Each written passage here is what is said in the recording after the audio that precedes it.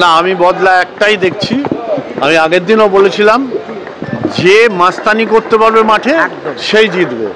আজকে আমাদের টিম মাস্তানি করেছে। মাস্তানিটা রাহাজানি না, মাস্তানিটা হচ্ছে খেলোয়াড়িচিত মনোভাব দেখিয়ে ডমিনেট করে ম্যাচ জেতা, সেটা এটা দেখিয়েছে। এই জয় আমাদের সভ্য সমর্থকদের আমরা উৎসর্গ করছি।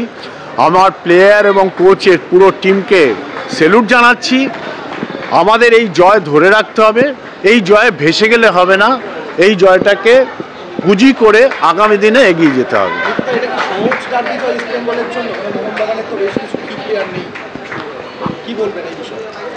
কে প্লেয়ার নেই আর কে প্লেয়ার আছে, জার্সিটা পরে খেলেছে সেই টিমকে আমরা হারিয়েছি। আমারও দুটো প্লেয়ার নেই।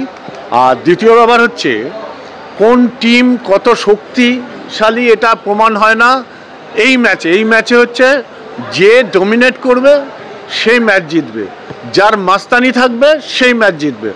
ইস্টবেঙ্গল মাস্তানি দেখিয়েছে, ম্যাচ জিতেছে। Thank you. Extra time.